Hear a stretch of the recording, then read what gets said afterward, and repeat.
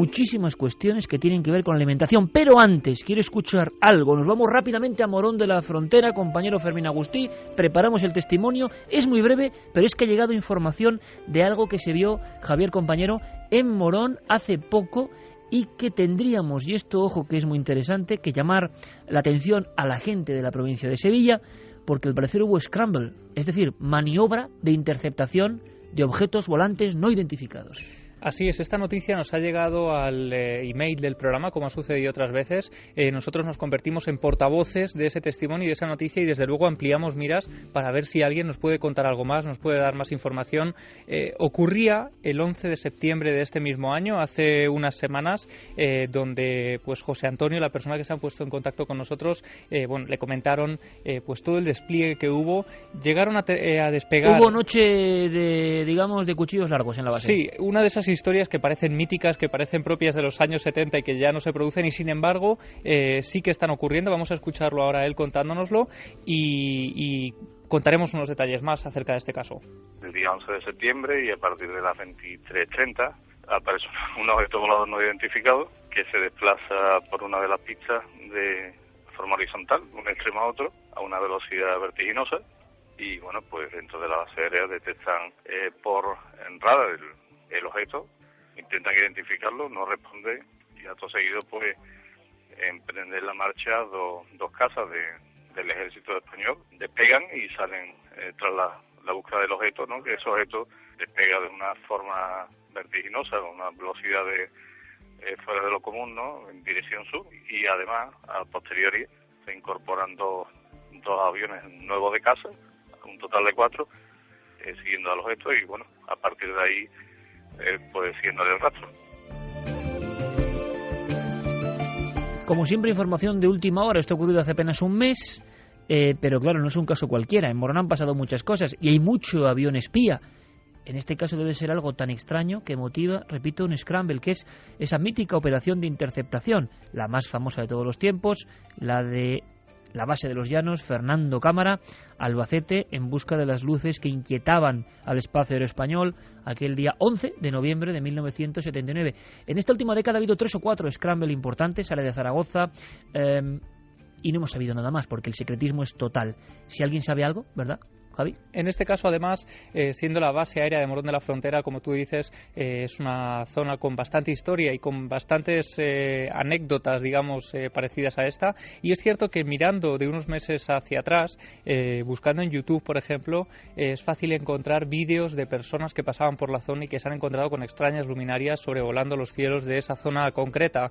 Aunque hay que decir, Javi, hay que tener cuidado porque es una zona de amplio tránsito de objetos militares oficiales y no oficiales, nos entendemos, ¿no? Claro, pero en este caso concreto, y por eso lo sacamos ahora a la luz... Hay interceptación, algo pasa. Claro, y parece que además se le da una atención especial. Esta persona nos decía, palabras textuales durante la entrevista, ese día tuvo que pasar algo bien gordo, porque aparte de eso que él nos comentaba, también la Guardia Civil tuvo que acordonar la zona, el perímetro de la base, por lo que allí estaba ocurriendo. Algo pasó hasta el punto de que la Guardia Civil, según informa alguien de dentro de la base, llegó a perimetrar la zona. Bueno, por favor, no sabemos si esto tiene una naturaleza extraña o no, pero algo debió ocurrir. Si alguien sabe algo, ya sabéis, Nave del Misterio, la Nave del Misterio en Facebook y en Twitter, milenio3con número @cadanser.com y por supuesto, ahora mismo escuchamos vuestras sugerencias e imagino que también cierta indignación con el tema de la alimentación transgénica. Pues vamos con algunos de esos mensajes. Por ejemplo, sé que nos dice lo de los alimentos transgénicos es de terror, al final acabaremos muriendo todos de cánceres y otras enfermedades. Las células somáticas no son bacterias, son células epiteliales y leucocitos del propio animal a causa de la infección. Nos decía Luisa de Garnica. Pues muchas gracias. Luego también Elkim dice la EMEA en Europa y la FDA en Estados Unidos obligan a que los transgénicos pasen por el mismo proceso regulatorio para conseguir la aprobación que un fármaco. Si en ese proceso de años no se encuentra ningún perjuicio para la salud, ¿de qué hay que informar? Claro, el problema, y lo contaremos la semana que viene, es que ha habido otro escándalo brutal con el tema de los exámenes a los fármacos. Y se ha descubierto un escándalo sin precedentes de que muchos por decirlo de alguna forma sencilla, no pasaban el corte. Recuerdo que en Francia, hace un mes escaso, había un escándalo por un fármaco que mató a 500 personas, 500 personas. Y aquí hubo un fármaco que dejó a muchos bebés con graves deformaciones. En todo el mundo. Pero claro, que los fármacos son malos para nada. ¿Cómo van a ser malos si son uno de los grandes logros del hombre para combatir el dolor que antes no tenía? Sí, está muy claro. Pero que también hay ciertos umbrales de oscuridad y que lo que nos extraña es que no se informe. Este buen amigo decía, oye, no, que hay un parámetro para medir esto de la alimentación como los fármacos. Pero es que curiosamente esta semana, yo no sé qué está pasando, si es el fin del mundo de verdad o no, pero esta semana, le contará Santi, yo espero que no retiren el programa de inmediato, pero estamos contando cosas que son un poco fuertes, pero que no va a ocurrir, pero son cosas que llegan a lo más hondo de la conspiración. ¿Serán verdad o no? Aparecen en los grandes medios y se habla de eso, de que ha habido muchas imperfecciones en el asunto de darle el crédito a un fármaco. Y eso ha ocurrido esta semana. Yoli nos dice, yo creo que somos muchos en el planeta y se acaban los recursos. Creo que como en las pelis futuristas al final acabaremos comiendo friskis como las mascotas. Solo los ricos tendrán comida medio sana. Es muy curioso porque exactamente de eso hablábamos todo el equipo fuera. Es una especie de racismo que de verdad es injusto. Hay que dar de comer a todo el mundo, pero no por caridad, lo que parece, ¿no? Sino porque muchos quieren llenarse los bolsillos también. Es decir, es un círculo vicioso del que es difícil salir. Y claro, la comida de tercera calidad es comida. Pero ¿hasta qué punto te está dañando el organismo? Y hay gente que no puede acceder más que a esa comida. Digo en el primer mundo, No estoy hablando del tercer mundo, por supuesto, de gente que no tiene nada que llevarse a la boca. Pero es decir, estamos en un momento que puede acceder a esa comida en teoría buena. En cuanto salga de su casa, que deje de comer esa comida, vaya a un restaurante, vaya a cualquier cadena de grandes... Todos estamos en peligro. Claro. Bueno, en peligro. Sí, el organismo humano es muy fuerte, pero también habrá que ver si tiene algo que ver con esas enfermedades que están azotándonos de una forma tremenda y más que en ningún momento de la humanidad. Seguramente lo que respiremos tampoco es lo mejor. No, claro. Seguramente, en fin, la vida sedentaria que llevamos tampoco es lo mejor y seguramente... Y todas las máquinas que tenemos a nuestro alrededor. Pues al final es el puzzle completo, ¿no? ¿Cómo salirse del círculo? Hay que volver a las cavernas, pero en las cavernas tampoco se vivía tan bien, En fin, estamos en un mar de dudas. Dixon dice, hablando de transgénicos, acá en Chile hay una fruta, es una manzana con sabor a pera. ¿Más transgénico? ¿Ves? Pero eso es frivolidad total, ¿no? Mario Leonardo dice, yo estoy en estos temas de la alimentación y cada vez se utilizan más productos químicos como aditivos, reguladores de sabor, etcétera, para productos de primera necesidad, para crear alimentos que duren más y sean más productivos. Claro. Vamos, que lo que comemos es todo químico. A mí ha habido, no vamos a decir ningún tipo de marca, por supuesto, pero ha habido un mensaje que me ha llegado al alma. Y sé que a Noel Calero, que come muchas patatas fritas, le va a gustar. Y es que en la fábrica no he visto nunca una patata. O sea, que llevaba no sé cuántos años y es que no veía las patatas por ningún lado. Y esto, hombre, podemos tomarlo a chiste, ¿no? Pero un poco asusta. Pino en las nubes dice, yo esto de que haya fruta de temporada todo el año, hay algo raro. Sí, frutas que antes no existían y que nos encontramos todo el año unas hermosas cerezas, las fresas y cuando no esté temporada. Es un logro de la humanidad, porque es verdad, hay que intentar hacer más alimentos y para mayor número de habitantes, pero claro, de repente hay un momento en que se quiebra todo eso y empezamos a sospechar. ¿Nos pasamos de sospecha? Bueno, ahí están los datos, opinad. Pablo Tornel dice que hay un documental sobre esto que se llama El mundo según Monsanto y explican cuál es el proceder durante fases de 30 años al respecto de los nuevos productos que lanzan al mercado. Salen testimonios de científicos despedidos por no secundar los informes falsos que suelen elaborar previamente. Puro mundo de la conspiración, ya hay que decirlo también. Borja dice que oyendo estas cosas, a este paso que se ve alimentando con pan y agua. Y Pili, al final acabo comiendo nada más que lo que traigan mis tíos de la huerta. Y qué bueno está lo de Yo las solo huertas. digo una cosa, yo hace poco me comí una lechuga con un poquito de aceite y vinagre de huerta, lo puse en un plato y dije, esto es el lujo. Esto es el lujo, a mí que me den esto, porque al final es como decía Proust, ¿no? Y el olor de la magdalena. Cuando uno recuerda, y estará pasando ahora mismo a todos amigos de Milenio 3, algunos sabores de la infancia que no eran. Luego hay una teoría muy bonita y muy bizarra, que estoy seguro que a Diego Marañón, que luego le saludaremos, le va a encantar, porque Diego Marañón es un hijo del mundo de Bruguera y de los 70, aunque él nació pues un poco después. ¿Por qué? Os voy a lanzar una pregunta que es tremenda. ¿Por qué lo de nuestra infancia, Noel y Fermín y Javi son muy jóvenes? Los que rondamos ya casi los 40. ¿Por qué los productos de nuestra infancia sabían tanto? ¿O es nuestra memoria o estaba todo mucho mejor? Hay quien dice que estaba mucho mejor, otros que era la memoria, y la tercera opción, que es maravillosa, conspiranoica, que le echaban de todo. Y ahora los límites, no transgénicos, pero los límites de control de la alimentación, y más la infantil, no permitirían barbaridades que los niños de los 70 nos hemos metido por el cuerpo. Yo me acuerdo en el pueblo la leche recién ordeñada, que te la traían a casa para que te la comieras, para que te la tomaras, o sea, sin ningún tipo de sanidad higiénica ni de nada. Y la bollería industrial y tantas cosas. Y por eso muchas bollerías industriales están sacando, vamos a hacer los mismos bollos con el sabor... Imposible. Que sí. Pero no llegan. Es otro tema. Es que tú tienes otro recuerdo. No llegan, es como el pralín, nunca llegarán a esa excelencia. Bueno, luego hablamos de... En fin, permitid esta especie de giro, porque el tema ha estado muy dramático. Un día vamos a hacer comida y nostalgia, y vamos a pasarlo un rato bien, que también hacemos eso en Milenio 3. Pero cambiamos de inmediato de tercio, rápidamente nos ponemos serios de nuevo, para hablar de un testimonio. Y también hablamos de salud, que es lo curioso. Un testimonio, Noel, vamos a ponernos con muy bizarros y muchas veces nos hemos reído, ¿verdad?, de tantas cosas. Hemos recordado cosas de videojuegos, cosas de nuestra ya lejana infancia, que en el fondo es el paraíso perdido un poco, ¿no? Y que si uno se recuerda... Lejana, no seas exagerado. Bueno, vamos a hablar de cosas ya mucho más serias. Ese tiempo de testimonios. Se ven cosas que no se pueden explicar, se ven cosas que son clarísimas para el testigo, se ven cosas que aparecen dentro de nuestra propia casa. Estamos imaginando ya un lugar donde aparece un fantasma, la eterna idea, la eterna historia, el eterno encadenado con el pasado más remoto, quizá, quién sabe. Nunca habíamos encontrado un caso donde se relacionase fantasma con salud. Curioso, ¿verdad? Si sabéis algo más, si tenéis experiencias de este tipo, por supuesto estamos abiertos más que nunca a recibir vuestra información. Javier Pérez Campos, como siempre, responsable de estas historias en primera persona. Y nos ha impactado por eso. Estamos cada semana paladeando cosas muy diferentes. Vamos a por ella. Vamos a conocer lo que le pasa a esta mujer que se llama Susana, si no me equivoco. Sí, el archivo que abrimos esta noche en Milenio 3 es el documento de Susana, una mujer de Valencia que en el año 1994 vive una experiencia que le cambia la vida por completo, y vamos a entender por qué. Porque además ella, antes de esta experiencia, era bastante escéptica. Ella dice que nunca se había planteado siquiera la posible existencia de nada no terrenal. Tenemos otro escéptico reconvertido, entre comillas, a la fuerza. Sí.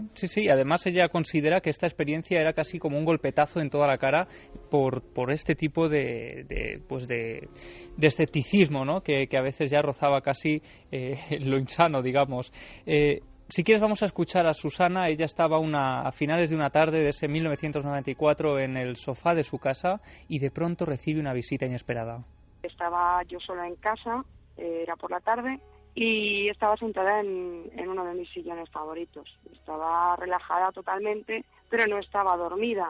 Entonces, ¿cuál es mi sorpresa? Que como a 3 metros de mí se hallaba la puerta de la cocina, y al mirar hacia ese lugar vi una señora de aproximadamente, es que era bastante alta, pues sobre 1,80 m o así. Digamos que tenía el cabello así ondulado, tenía el cabello gris sobre los hombros, y era muy vieja. Esto ocurre en un lugar aislado, en un piso moderno, en un sitio absolutamente normal, por lo que parece, ¿no? Sí, una Está vivienda... sola en cosa y de repente, ¡pum!, observa eso, que no ha entrado por ningún sitio, que se ha plantado ahí delante de ella como para decirle algo. Algo que parece además haber surgido de ninguna parte, es decir, ella no la ve siquiera entrar andando, simplemente la puerta se abre de repente y ella está allí mirándola fijamente. La describe además, y esto dice que le da bastante rabia, pero es la pura verdad. Dice que esta figura iba vestida con una especie de camisón blanco. ¿Rabia por qué? Pues porque dice que cuando ella cuenta esta experiencia y da el detalle del camisón blanco, la gente de su alrededor parece que se ríe porque ese arquetipo tópico, de fantasma, ¿no? Claro, ese tópico lo hace de esa visión algo, pues que parezca fruto de su imaginación más que de la pura realidad. O sea, el arquetipo, la imagen absolutamente repetida 1000 veces de la mortaja, el sudario, el camisón, una mujer que aparece repentinamente y la puerta se abre. Sí. Esa mujer se limita a mirarla fijamente en un principio, además transmite tal impacto en Susana, tenemos que imaginarla completamente tranquila en el interior de su inmueble, cuando de repente aparece esa figura y ella se queda absolutamente inmóvil. Dice que es incapaz de mover un solo músculo de su cuerpo, que se queda paralizada por el terror que le produce esa figura, y en ese preciso instante la figura parece interactuar con ella. Entonces esta señora alargó su mano, me señaló, así como al pecho, me señaló sencillamente. Se señaló ella en el pecho, se dio media vuelta y se fue por la puerta de la cocina. Entré en la cocina, allí no había nadie, y entonces yo lo que hice es, me entró tal pavor que salí, escopetada hacia la calle, y estuve pues toda la tarde dando vueltas por la calle pensando por qué, quién era esa señora, qué es lo que pasaba allí. Además entendemos perfectamente esa tribulación, ¿no? Porque ¿a dónde vas? ¿Llamas a la policía o qué haces cuando ha ocurrido una cosa absolutamente inexplicable? Y además, yo desde luego, yo no sé tú, Carmen, habéis escuchado en alguna ocasión, se toca un pecho y la señala. Ya esto de momento es lo que siempre estamos contando. Siempre hay una nueva historia. Pensamos que lo hemos escuchado todo y no habíamos escuchado todo. Resulta que hay un testimonio que nos cuenta una cosa que antes no aparecía en ningún catálogo, entre comillas. Es una señal, es el corazón. ¿Qué es? Seguimos. Ella además asegura, como está a escasos 3 metros de distancia de esa figura, que esa mujer que aparece de repente en medio de la nada, del pasillo, y que parece surgir de la nada, señala también hacia su pecho. Se toca su pecho y señala al suyo una vez más. Ella, en un principio, no le da... imagino que por cuestiones del miedo que está pasando en ese momento no entiende muy bien qué es lo que le quiere decir. Finalmente, ella se marcha de su casa, se encuentra a su marido horas más tarde en la calle, le explica, presa del pánico aún. Que no quiere subir a casa por eso. Claro, porque por lo que ha vivido y se lo cuenta. Además tenemos que imaginar cómo se queda esa otra persona cuando le están contando todo ello, precisamente una persona que no creía en absolutamente nada de todo esto, y se lo cuenta. A mí me comentaba que se le ponía el vello de punta aún cuando lo estaba recordando, después de haber pasado tantos años de la experiencia. Y entonces, 2 días más tarde, Iker, esta persona recuerda, en medio de una escena absolutamente cotidiana, algo que la deja completamente helada. Unos meses antes, las mujeres a veces nos suele pasar eso, pues nos notamos algo que no va bien. En mi caso fue un bulto en el pecho izquierdo, que además se hizo más grande, y por el que yo tenía miedo, pero yo soy muy patidora, muy sufridora, que decimos por aquí, y no se lo había dicho a nadie. Y sin embargo sí que había pedido cita con el doctor. Y bueno, no me preocupaba excesivamente, pero eso estaba ahí. Entonces aquí viene el quid de la cuestión. Y es cuando yo, un par de días después de ocurrirme esta aparición, me meto en la ducha y descubro que el bulto ha desaparecido. Ella relaciona ambos hechos. Cómo esa mujer, esa aparición, esa imaginación, esa alucinación, ese lo que queráis que sea, señala su pecho. Y fíjate, viendo esto dices, alguien podría pensar en que es una propia creación, ¿no?, del inconsciente, pero claro, es muy difícil. Eso en el ámbito más científico, ¿no? Un egregor, una angustia, un miedo, un terror, llega a ser tan potente que llegas a concentrarlo delante de ti. Hombre, no debe ser muy habitual, con ese nivel de detalle, ¿no? Y sobre todo no sé cómo se puede abrir una puerta. Pero se señala el pecho y se lo dice a ella, y ella de inmediato, imagino que en ese momento ya saltan todas las alarmas, pero ese acontecimiento ha sido más beneficioso que terrorífico. Al final, por fortuna, desde luego, este acontecimiento, como dices, es más beneficioso que negativo. Pero ella, desde luego, no da crédito a lo que está ocurriendo, porque este bulto que le había aparecido hacía unos meses no había remitido en ningún momento. Y de repente, desde que tiene esa visión que precisamente señala su pecho y el suyo propio, pues al cabo de 2 días desaparece por completo. No es decir que parece que se ha bajado, lo verifica que no lo médicamente. Nota. Claro, es que ya no está allí simplemente de un día para otro. Así que ella, después de darle muchas vueltas, después de pensarlo con esa mentalidad absolutamente científica que ella tenía y de racionalizar absolutamente todo, llega a una conclusión que desde luego nos deja alucinados. Mi sorpresa fue muy grande, primero porque lo llevaba ya tiempo y de un día para otro pues eso no se deshace. Y en segundo lugar porque en ese momento me vino como un flash a la mente la señora esta que yo había visto en la puerta de la cocina, ¿vale? Y entonces esos gestos que yo no entendí ni les di importancia ni sabía lo que significaban, te señalo a ti en el pecho, me señalo yo, me doy una vuelta y me voy, les di su sentido. Comprendí que me había señalado, me había quitado el mal y se lo había llevado a ella.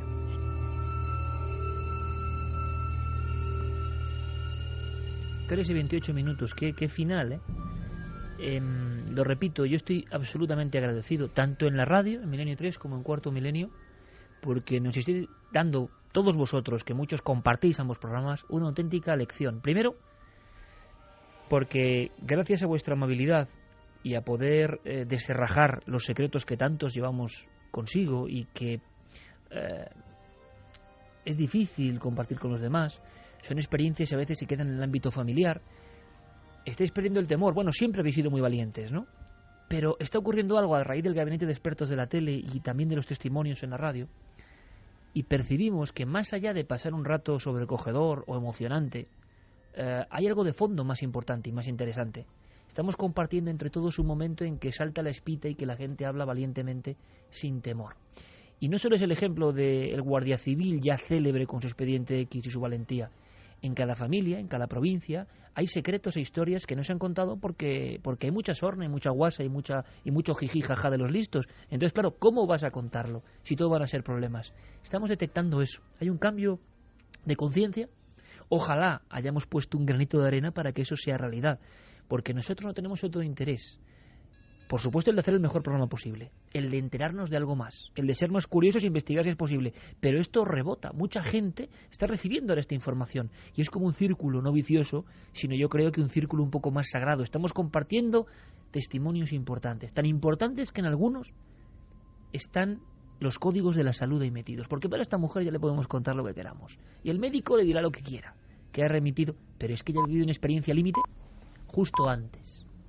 Y encima ya aparece el arquetipo, la realidad de la abuela, que la conexión de la abuela es muy potente y siempre ha estado ahí en todas las culturas, como una gran madre, le viene el nombre, que se aparece, o que da un mensaje, o que da una señal, o que tutela. Y en este caso, fíjate, qué descripción, fijaos qué descripción, amigos, el mal me lo quitó para llevárselo a ella. Es la fe de la testigo. Pero es curiosísimo, no habíamos encontrado, si sabéis de algún caso, nosotros desde luego mirando en nuestros archivos no habíamos encontrado un caso de aparición que se solventase con una mejoría de salud a ese nivel. Yo le recordaba a Javier, digo, vamos a intentar hacer una búsqueda.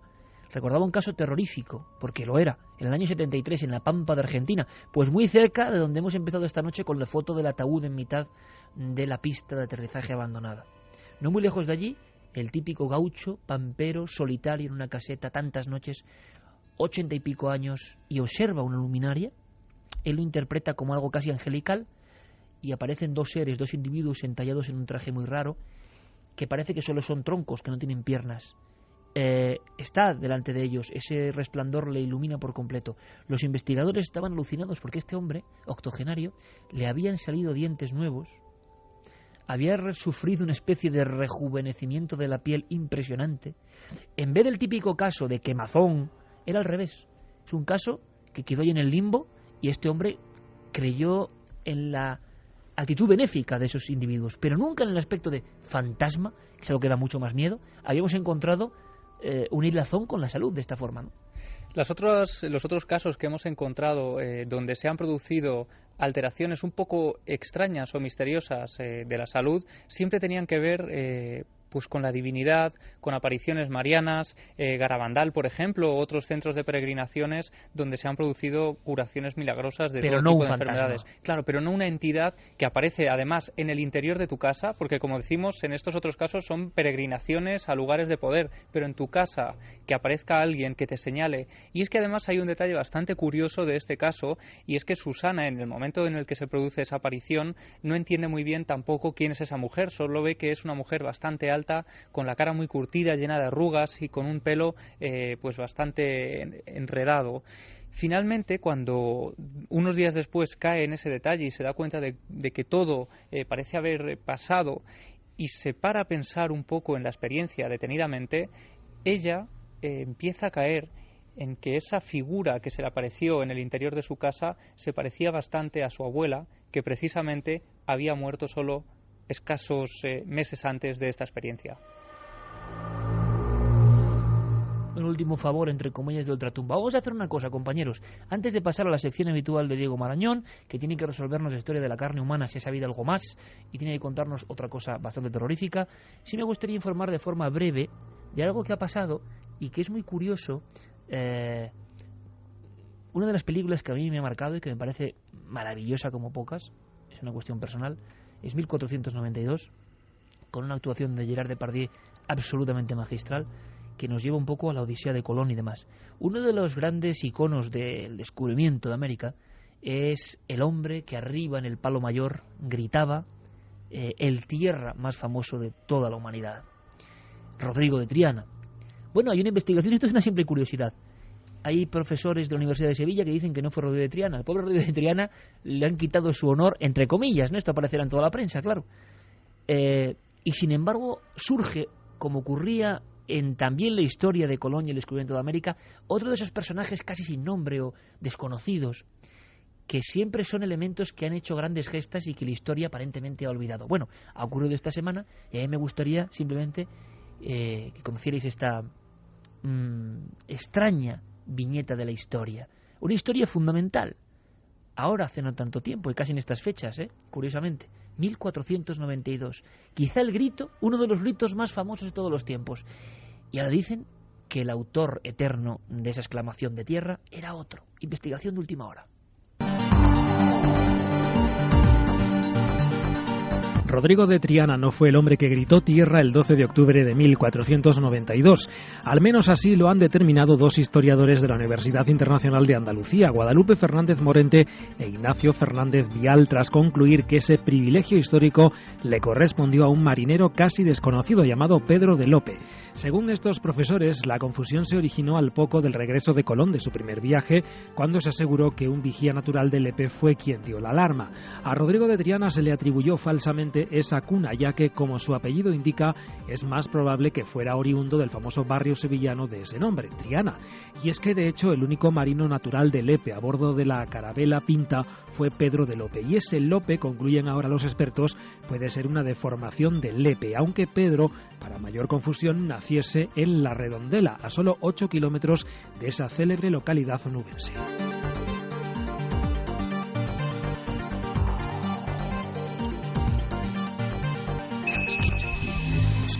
¿Quieres conocer la respuesta? Milenio 3 en la SER.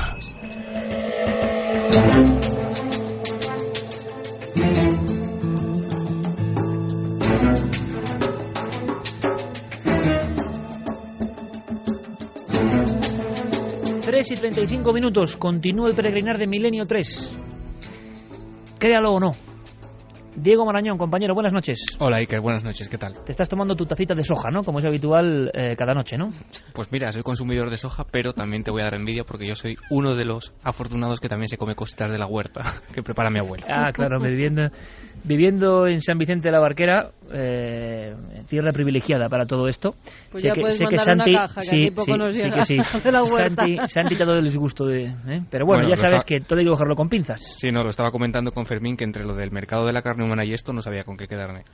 Vamos a ver, ¿qué hemos descubierto? Y me alegra mucho hacerlo con un toque de humor, porque bueno, hemos tenido un programa un poco así fuerte en ciertos aspectos, pero apasionante, y rematamos con Créalo o no.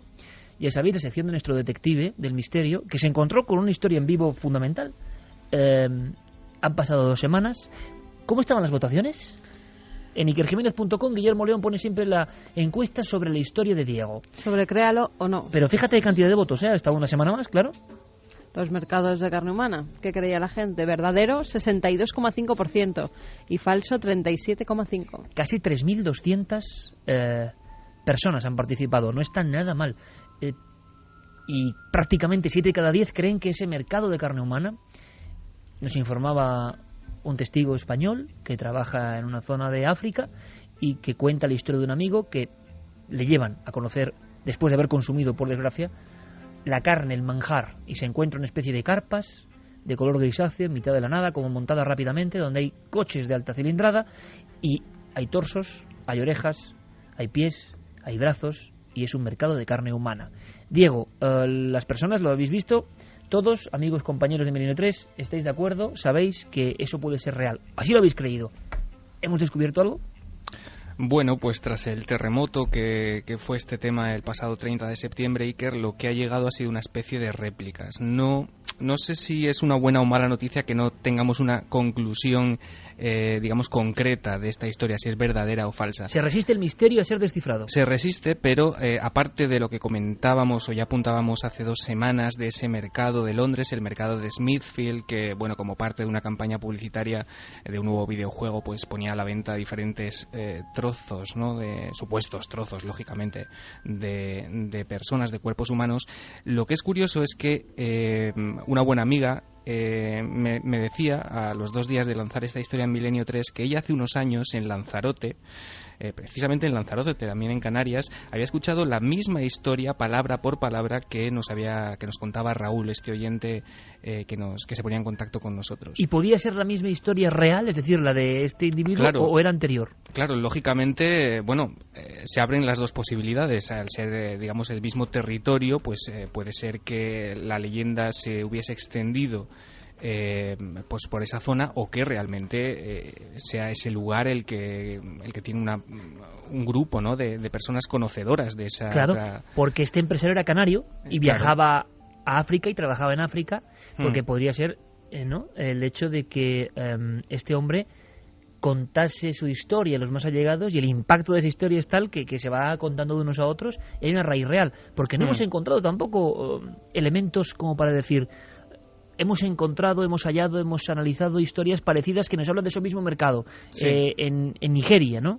En Nigeria. Es curioso, Iker, también que, por ejemplo, 7 días antes de que nosotros lo contáramos, y esto es algo que nos apuntaba una oyente, Mara, o sea, a la que también le queremos agradecer la pista, se publicaba en un blog de un periodista en España una historia bastante parecida. Era muy similar el tema, la forma de contarlo a cómo nos lo contaba Raúl. No quiero decir que lo que contaba Raúl fuera mentira, pero es bastante casual que 7 días antes, una situación también de una cena entre varios amigos, con expresiones bastante similares a como él la relataba, se publicaba en un blog de internet de un compañero de los medios de comunicación. ¿Y había carne humana en el mercado también? Había carne humana en mercado, y precisamente se lo contaba a él un amigo durante una cena también.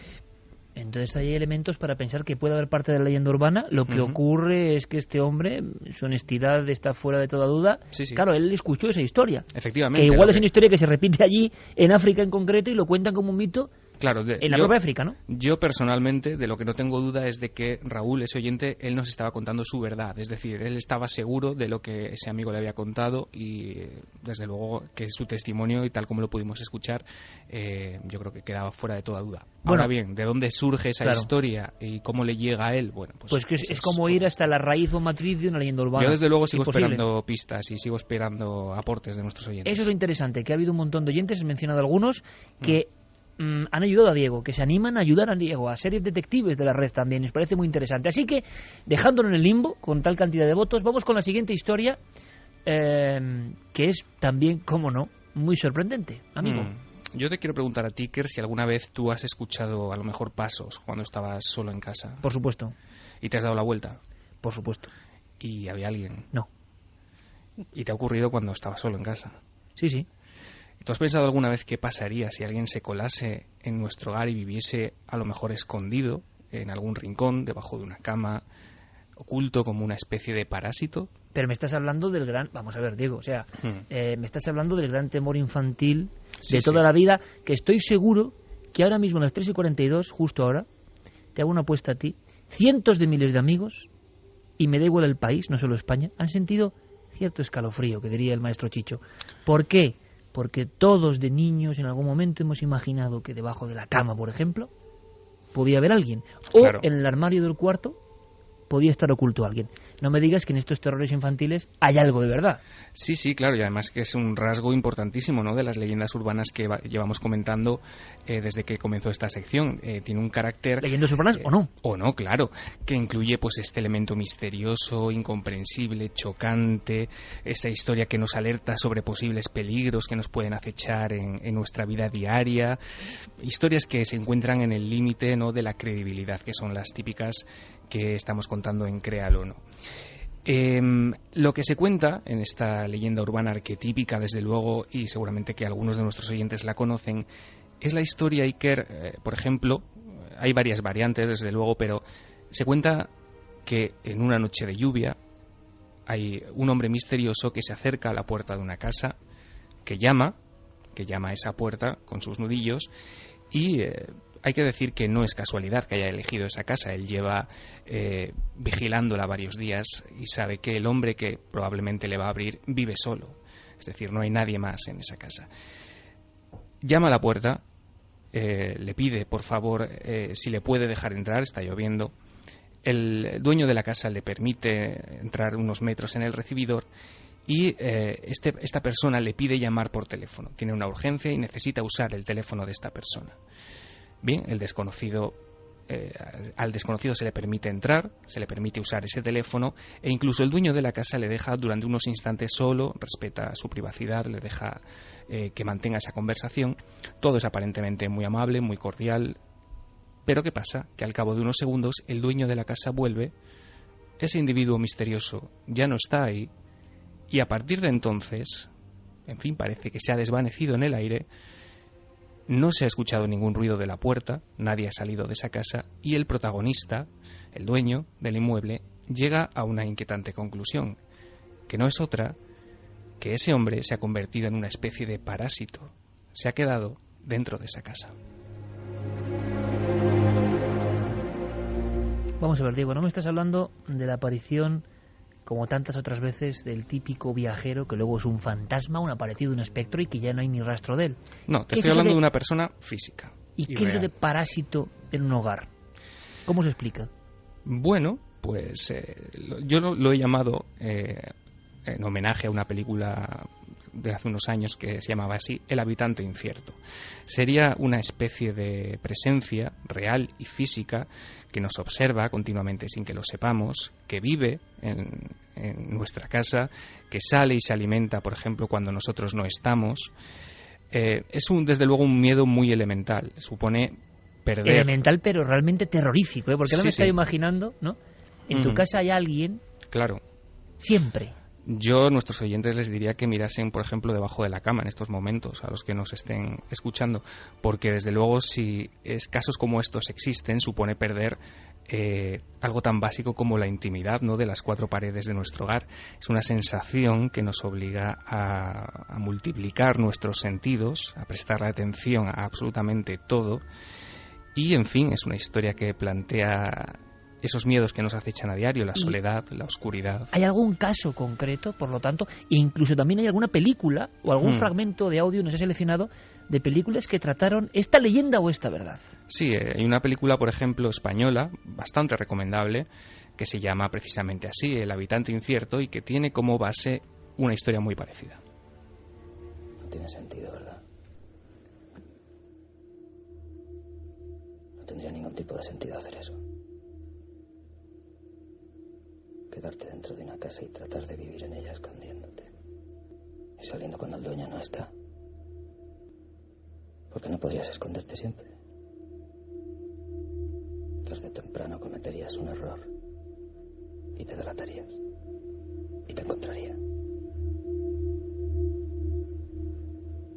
A no ser que supieras esconderte muy bien. Moverte muy bien. Calcular todos tus movimientos.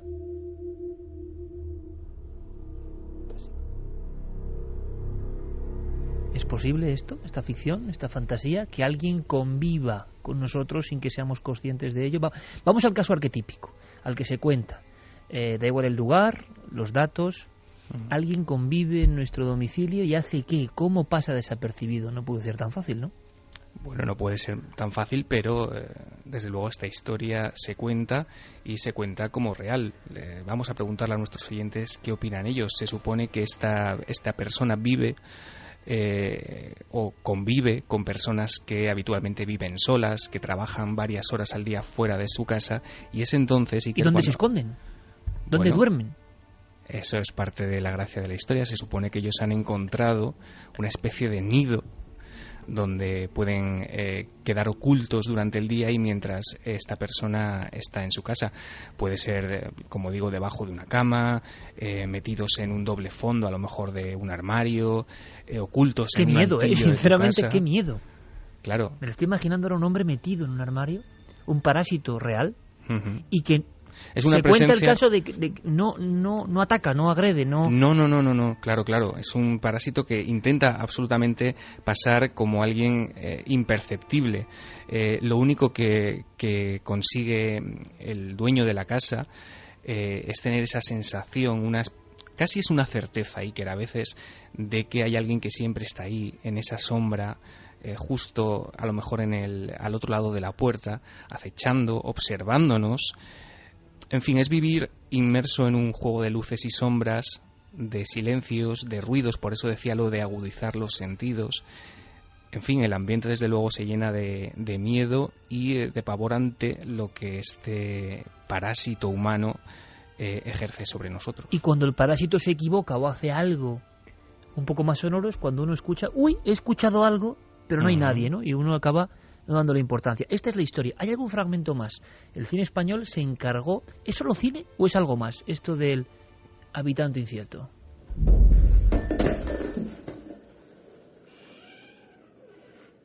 Félix, ¿qué haces? ¿Te encuentras bien? Pero si estás temblando. Quédate conmigo, no te vayas, por favor. Félix. No te vayas. Quédate conmigo, por favor, no me dejes solo. Vale, tranquilo. Shh. ¿Qué pasa? Creo que hay alguien en la casa. ¿Cómo que hay alguien? Que alguien está habitando la casa. Vive aquí y no le puedo encontrar. Ahora mismo está allá arriba, ¿no oyes esos ruidos? Créeme, por favor, no los oyes. ¿Pero qué es lo que tengo que oír? Muy de Chicho, maestro Narciso Ibáñez Serrador, ¿eh? Y lo has contado muy en ese nivel, sí señor. Dice Javier Pérez Campos que en cuanto llegue a casa, que él vive solo, va a contar las Coca-Colas. Es una pista para saber si hay alguien ahí. Rápidamente, Noel Calero, querido amigo, ¿esto es verdad o es una leyenda? ¿Qué opinas? Vale, leyenda. Fermín Agustí, leyenda. Javier Pérez Campos. Yo creo que de verdad. Ah, ¿verdad? ¿Verdad? 2-2. La semana que viene resolvemos. Y si Noel y Fermín invitan algo. Es que yo ya lo sé. Es que yo ya lo sé. Siempre lo mismo. Por cierto, que siempre es sorprendente. Siempre lo que hace Diego Marañón es sorprendente. Un auténtico crack, qué duda cabe. La semana que viene resolvemos la historia del habitante incierto o el parásito humano en el hogar. Y si tenéis más pistas, más datos, os ha ocurrido algo, por supuesto, Diego Marañón con una plena actividad y al que yo le agradezco siempre, no solo esta sección, sino todo el trabajo fundamental hoy para el asunto del doctor Alexander, todo el trabajo de una semana entera. Compañero, un abrazo muy grande. Otro para todos vosotros. Nunca antes habías estado tan cerca de lo desconocido. Milenio 3. Cadena SER. Hablando, aunque sea muy brevemente, de leyendas urbanas, o no. Burundanga, ese término que ha aparecido varias veces. Javier, última hora, datos, en España. Está llegando a España, desde luego, parece por las últimas informaciones que están saliendo a la luz. Hace poco salía el testimonio de una joven de Barcelona, Adriana, que había sido sometida a los efectos de esta nueva droga. Hemos hablado con droga expertos. Adormecedora o que te hipnotiza más o menos y que no eres consciente de lo que ha pasado, ¿no? Hasta que te despiertas. Se habla ya, se le está dando el nombre a este tipo de ataques de abusos químicos por las sustancias que se utilizan entre medias, y aquí había muchos elementos casi de leyenda urbana. Esta joven, si quieres, vamos a intentar mover todos los hilos para ver si podemos hablar con ella, porque desde luego el tema es impresionante. Un poco más adelante. Siempre ha estado en la frontera de la leyenda urbana lo de que te ponían una cosa, te adormecían, pero que no era un tóxico simplemente, ¿no? Desde jovencita. Desde siempre. Claro. Pero generaciones y generaciones, ¿eh? Eso de no cuidado, te dejes la copa, no te dejes la copa, claro. Porque antes Exacto. se llamaba No de te otra dejes, forma, sí. mucho más vulgar y mucho Sí, más sí, burra sí. en España, por lo menos calientaburra se Sí, llamaba es verdad, en mi es verdad, época. es verdad. Cuidado. Es verdad. Que entonces pierdes la conciencia Que era para y el van a hacer ganado, para el contigo ganado. lo que sea, sí. Y luego, para el ganado, y luego el producto variaba con el tiempo, y resulta que ahora hay algo de verdad. empiezan a haber denuncias en España a este tipo de abusos. El último al que hemos tenido acceso es una joven que decía que una persona que le transmitía muy buen rollo, que parecía una persona muy amable, muy agradable con ella, que en ningún momento intentó sobrepasarse, charlando de noche en un bar, acaba invitándola a tomar una copa en un sitio cerca del puerto de Barcelona. Ella estaba dispuesta, por supuesto, a dar el nombre exacto, porque parece, en este caso, y este es el elemento que digo que parece de leyenda urbana, que los propios dueños del bar estaban compinchados con este personaje que acaba llevándose a esta joven.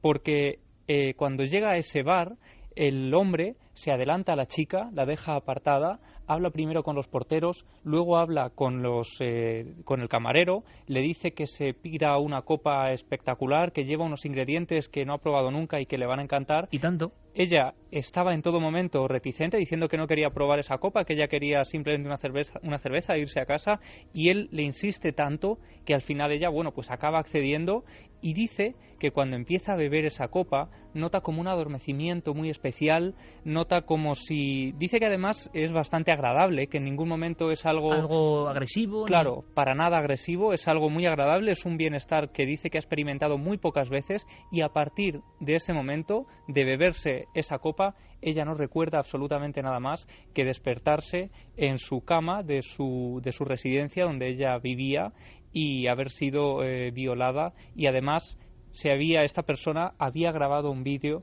que, las imágenes son estremecedoras, donde se ve a la chica en un estado que parece casi de coma o de haber salido de una sedación, como cuando te sacan de una operación de un hospital, ¿no? ¿Qué es esto? ¿Pero dónde estamos llegando? ¿Pero qué es esto? Hemos hablado con varios expertos. Retomaremos este asunto porque da un poco de miedo también. El doctor Carrera, por ejemplo, dice que en España todavía cree que no ha llegado esto, pero que existe la escopolamina, la raíz de la burundanga. Iremos hilando, pero es cuando la leyenda urbana se convierte en realidad, parece. Sí. Ojalá sea una leyenda, ¿no? Y sea luego un no sé qué. Pero es que este es solo uno de tantos. Desde luego en 2012 solo hace falta recurrir a las hemerotecas y ver cómo bastantes personas están denunciando, hasta tal punto que están surgiendo nuevas leyes para contemplar este tipo de actuaciones. Lo que parecía hace 4 o 5 años, cuando empezamos a hablar de esto, una pura leyenda urbana, traída de países, decían, como Perú, Ecuador. Bueno, mucho cuidado. Lo que es evidente es que hay que tener mucho cuidado. No todo el mundo puede invitarnos a una copa, ¿no? Porque uno nunca sabe las intenciones. Claro que es un porcentaje mínimo, pero estos casos son reales y parece que, por desgracia, esto no es una sección de Diego, esto es una realidad. En fin, acabamos con vuestros mensajes. Pues vamos con vuestros mensajes. Susana nos dice: pensar que hay un parásito detrás de la puerta dando vueltas por el pasillo mientras dormimos. Muchos escalofríos. Ahora estoy pensando, provocado. Uno escucha con cierta aprensión este programa, no puede tomar una copa si le invita a alguien, no puede entrar en su casa porque hay un parásito, no puede comer nada. En fin. Pero puede morirse. Eso sí. Porque va a un sitio mejor, conoce el cielo. Algo bueno teníamos que sacar. Bueno. Gino nos dice: otra noche más que aterráis a la gente. Realmente esto da más miedo que el hecho de que sea realmente un fantasma, ya que al ser un ser físico no sabes lo que te puede llegar a hacer. El parásito se refieren, ¿no? Daba más miedo el parásito que la historia anterior, que al final era buena, de la abuela, el espectro, lo que fuera, que señalaba algo. Qué curioso, ¿eh? Nuestros amigos le da más miedo el segundo tema. Y Laura dice que están describiendo a las suegras de muchos y de muchas. Ese parásito que anda por las casas. Madre mía. Capri dice: hay una película... Aparece repentinamente. Cuando menos te lo esperas. Capri dice que hay una película que trata de una persona que vive en una casa sin que el dueño lo sepa. Creo que es solo la mujer con la que tiene un romance. La película se llama Hierro 3. Espero que tu madre no esté escuchando esto, Iker. Mario Leonardo dice: siempre se ha creído que tenemos cada uno un espíritu guía que cuida de nosotros, y creo que esta señora que vio era la suya.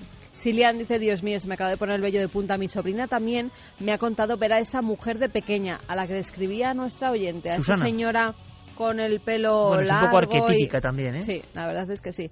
Jesús Ramón dice: con respecto a los sabores de nuestra infancia, independientemente de que hace algunos años los alimentos no estaban tan artificializados, como en la actualidad el ser humano en su desarrollo va perdiendo papilas gustativas con el paso de los años. ¿Me estás y diciendo? de ahí a que en parte de los mismos alimentos que tomamos ahora no nos sepan igual que cuando teníamos 10 años. Oye, esto es buenísimo. Sí. O sea, que yo tengo menos papilas gustativas que antes y por eso dices, no es lo mismo. O sea, no es lo mismo. un bucanero, bueno, bucanero no existe ya, ¿no? Un boni, un tigretón. Un tigretón, una pantera rosa. No es lo mismo, no es esa densidad de la infancia. No, es que además los cambian, las cañas ya no son las cañas Por eso de antes. algo ocurre. Oye, pero muy interesante. ¿Pueden ser nuestras papilas gustativas, nuestra memoria? Y puede ser que esas papilas gustativas se vayan quemando también con los alimentos. Claro, y con también. ¿no? La sopa, papilas gustativas menos. Javier García dice, el primer mundo acabará convirtiéndose en el tercero con el tiempo. A los de arriba les sobran unos cuantos miles de millones en el planeta para que ellos puedan vivir a gusto. Quien no pueda pagar alimentos ecológicos tendrá que comer transgénicos. Pedro, desde Las Rozas, dice, las antiquísimas creencias tibetanas, algunas enfermedades son causadas por entidades no físicas. Esto es para pensar. Hombre, además ahora tal y como está el patio, como para hablar de ser sibarita o ser gourmet. Ahora, también es cierto que yo lo he vivido, muchas personas que pudiendo mínimamente alimentarse relativamente mejor, algunos no quieren o no lo valoran, ¿no? O no se ha educado. Valoran más el dinero, que es diferente. Pero el asunto es que también no se ha educado mucho lo importante que es la alimentación. Un día hay que hacer un programa de las cosas que nos enseñan, que yo creo que no van a ningún lado, y otras que luego son utilísimas para la vida, y por qué no le enseñan en ningún sitio. Quien disfruta comiendo y otros que comen para alimentarse simplemente. Bueno, pues ahora la situación es peligrosa y ahora desde luego no se puede decir nada de que uno tenga que ser más exquisito, pero bueno, siempre uno puede intentar lo que decía Diego Marañón, un huerto. Al final del huerto es el máximo lujo, más que el hotel de 5 estrellas. Un huerto y un pozo es lo que nos va a salvar. Sí, pero eso lo decían algunos teóricos. ¿Volvemos al neolítico o qué? Pues quién sabe. 3:59, nos marchamos, llegan las noticias. Feliz semana a todos. Noel, Fermín, Javi. Buenas noches. Mañana te veo, ¿eh? Mañana nos vemos desenterrando vampiros. Con imágenes en Bulgaria, ni más ni menos. Mañana a las 12 menos cuarto. Que esté todo el mundo muy atento. Es importante, ¿eh? Es una hora antes. Es una hora antes. Luego, para que por la calle no me digáis todos que vamos muy tarde. Una hora antes, mañana, Cuarto Milenio. Y como siempre, disfrutando con este trabajo tan peculiar, este periodismo de lo que no se suele contar. Un fuerte abrazo, feliz semana. 3:07. Aquí estamos de nuevo, después de sumergirnos en lo profundo del Averno, siguiendo el eco de la Sibila de Cumas en Nápoles, de observar el mito, la leyenda, la verdad de esos agujeros que aparecen por el mundo, que también deben indicar algo, sabiendo la última hora de lo que ha pasado en una casa aislada en el Reino Unido, donde han deambulado supuestos objetos volantes no identificados. Por supuesto, también nos hemos hecho eco de esa muerte por la Ouija, muerte que no es leyenda urbana, sino realidad de última hora. ¿Se puede superar todo esto? Yo os digo que sí.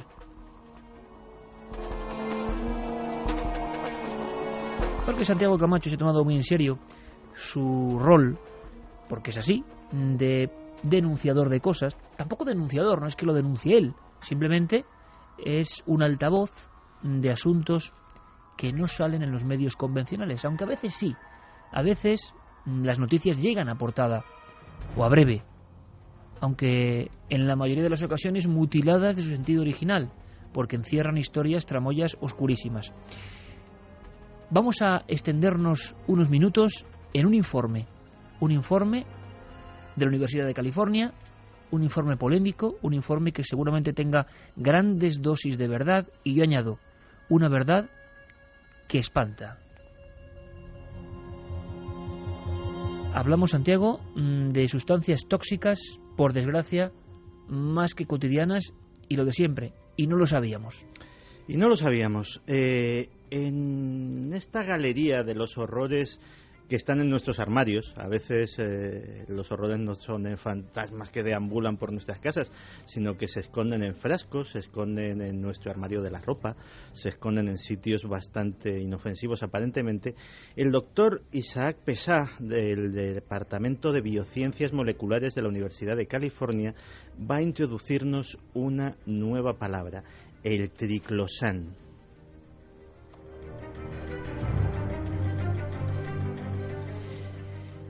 El triclosan, según este informe que ha hecho, es una sustancia que tiene muchos efectos nocivos. Él ha hecho experimentos con peces y con ratones en los que ha descubierto que a nivel molecular impide o dificulta mucho la contracción de los músculos.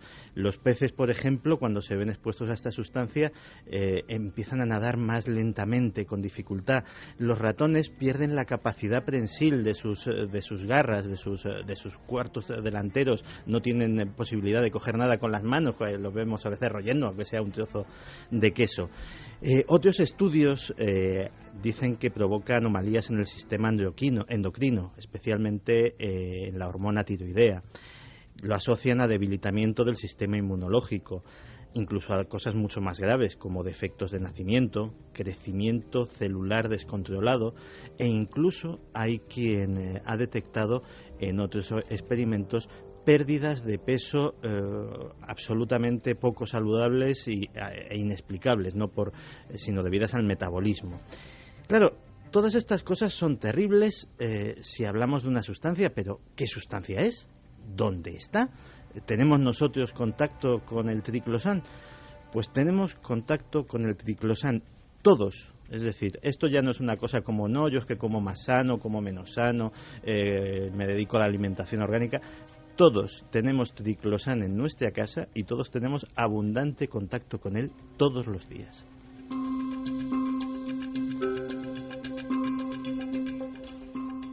¿Y dónde está el triclosan? Pues está en multitud de productos. El triclosan básicamente se utiliza como bactericida. Es un bactericida muy potente y de hecho pues está, por ejemplo, presente en las fórmulas de muchos jabones con los que nos lavamos las manos, jabones que en principio esa acción bactericida es buena porque lógicamente a través del contacto, sobre todo antes de las comidas, del contacto de nuestras manos con los alimentos, pues al lavárnoslas antes podemos evitar muchísimos contagios y muchísimas enfermedades. O sea, en este caso el triclosan, que lo tenemos identificado, ya un nuevo palabra que no conocíamos, algo nuevo, sí que tiene, digamos, su sitio correcto en estos productos de higiene, porque su factor, ¿no?, beneficioso ahí está activo y es evidente. ¿Qué pasa? ¿Que está en otros lugares? No, pasa que de entrada, vale, el triclosan no tiene, nos impide que esas bacterias entren en nuestro cuerpo al tocar nosotros la comida, pero cuando tocamos la comida, lo que entra en nuestro cuerpo es el triclosan. Y si fuera solamente en los jabones, pues con alterar la fórmula de los jabones, pues bastaría.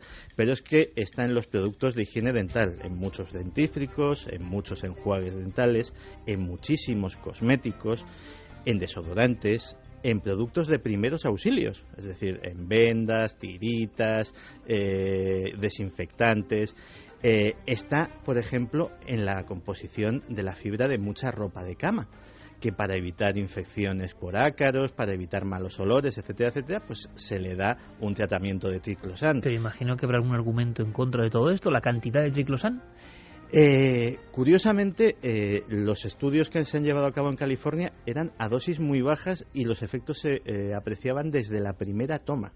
Es decir, no estamos hablando de, por ejemplo, lo que hablábamos del estudio de los alimentos genéticamente modificados, que era a lo largo de toda la vida de la rata, pues la rata terminaba 2-3 años después soltando esos tumores tremendos. No, aquí los efectos eran casi inmediatos. ¿Y solo este profesor en la Universidad de California se ha atrevido a dar el paso, o es el único, o es un iniciado, o no se lo han cargado antes? Porque uno dice, esto sería una conspiración en toda regla, porque si están tantos productos, Santiago, esto no es normal. No, sí, de hecho, si investigamos en Internet, como siempre recomiendo hacer a nuestros oyentes, y buscamos la palabra de Marras, e incluso ponemos peligros del triclosan, encontraremos muchísima información y muchísimos otros estudios que se han hecho y que no han recibido la publicidad a lo mejor adecuada. Espera, que sigo con la lista. Menaje de cocina. ¿Menaje? Sí, porque también, lógicamente, pues imagina... Con lo que comes, vamos, lo que te llevas a la boca, los cubiertos, los platos... Especialmente cuchillos, etcétera, etcétera, que se les da ese tratamiento, pues también para que... bactericida. Efectivamente. Equipamiento informático. Todo el mundo sabe que los teclados de ordenador son... O sea, ahora mismo tú estás con el triclosan. Es posible. Los teclados de ordenador son una fuente de bacterias importante. De hecho, dicen que hay un teléfono móvil normal puede tener tantas bacterias, por ejemplo, como la tapa de nuestro inodoro. Es decir, esos estudios están hechos. Ropa. ropa sencilla, o sea, también para evitar, por ejemplo, malos olores. Muchos calcetines de los que se denominan calcetines desodorantes son desodorantes porque tienen ese tratamiento de triclosan que elimina las bacterias. Juguetes, especialmente juguetes para bebés. ¿Por qué? Porque lógicamente se supone que son más higiénicos si tienen ese tratamiento bactericida. Los bebés se lo llevan todo a la boca y vosotros lo sabéis mejor que nadie ahora mismo. Electrodomésticos, neveras, etcétera, etcétera, que también para evitar malos olores, etcétera, etcétera. Pero entonces vivimos ahora mismo en una cárcel de triclosan, porque el mundo ¿no? se ha hecho de esta forma, intentando ser bactericida. Se producen centenares y centenares de miles de kilos de triclosan al año. Y se le da, por ejemplo, tratamiento incluso a muebles. Es decir, por ejemplo, encimeras de cocina, que también es muy socorrido. Claro, para todo esto. un poco con el aspecto de desinfectar, ¿no? Lo que puede provocar una bacteria. Claro, entonces aquí estamos ante uno de esos casos que habría que estudiar muy bien esos efectos, a qué dosis, etcétera, etcétera, porque podemos encontrarnos con que el remedio en este caso es mucho peor que la enfermedad y a lo mejor por ni librarnos de una gastroenteritis, pues nos estamos pillando algo mucho peor. Pero claro, Este profesor lo tiene clarísimo. Este profesor lo tiene clarísimo. Que estamos enmadejados, porque a ver quién sale de todo eso que has contado. Es imposible no acceder a todo eso diariamente. Claro, aquí él, como buen científico, él tiene claro que a dosis muy bajas a los peces y a los ratones les sienta fatal. Eso es lo que ha demostrado. Y no se quiere meter en más. Pero, lógicamente, las conclusiones yo creo que merecen la pena para hacer estudios posteriores. ¿Esto dónde ha salido, Santi, publicado? Esto ha salido en una revista científica y sí en algunos periódicos, sobre todo británicos y norteamericanos, sí ha salido en breves. Eso sí es cierto, en notitas de internet. En España nada, ¿no? En España, que yo lo haya visto, desde luego, no.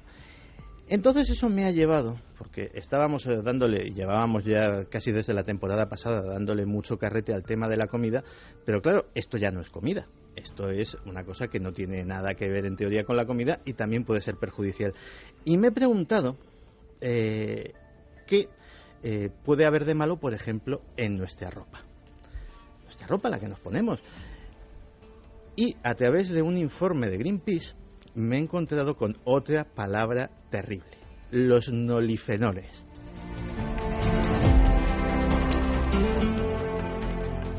Yo creo de todas formas, Santiago, que tienes que hacer un libro de todo esto, porque de todas estas cuestiones que ya no son conspiraciones sobre extraterrestres, sobre antiguos documentos, sobre sabidurías secretas, sobre cómo manipulan el clima, todo lo que tiene que ver con el ser humano y, como dices tú, nuestros terrores en el armario, aquí al lado, porque yo creo que el abanico es asombroso, terrorífico. Ojalá haya estudios que nos digan que, bueno, que las cantidades del ser humano no le hacen nada, pero esa sospecha, quizá una sospecha irracional, lo digo también, porque sospechamos de todo lo poderoso, hoy más que nunca, pero esa sospecha que tenemos los seres humanos, Fermín, Noel, Javier, Guillermo, Diego, nosotros, todo el mundo, de que algo variado, y que si antes el ser humano antiguo, que tampoco era ningún santo, tenía temor al pedrisco, al granizado, a los rayos, a la peste, claro, es que eran muchos males también, pero ahora resulta que sin darnos cuenta, porque ellos tenían muy claro cuáles eran los males, ahora resulta que algunos males son como fantasmas, nunca mejor dicho, con eso convivimos, ¿no? Es que antes, cuando los colchones eran de lana, de oveja, también tenían enfermedades. Sí, claro. Entonces, o por una cosa, o por no tener demasiada higiene, o por tenerla demasiado, al final nos morimos. Lo que ocurre es que no solo nos morimos, que eso todo nos va a ocurrir y enfermamos. Y habrá, pero claro, la sensación de una sociedad con nuevas enfermedades, que nadie sabe por qué tanto, de qué forma, y que luego esa especie de poco eco, ¿no?, para estas noticias. No sé, nos sorprende mucho, nos sobrecoge. Y hablaba Santi de ese otro nombre que también da miedo. Nonilfenoles.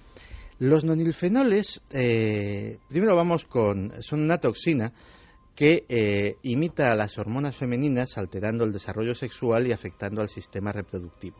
Además, ¿De los seres humanos? Sí, claro. Además, es un alérgeno muy potente.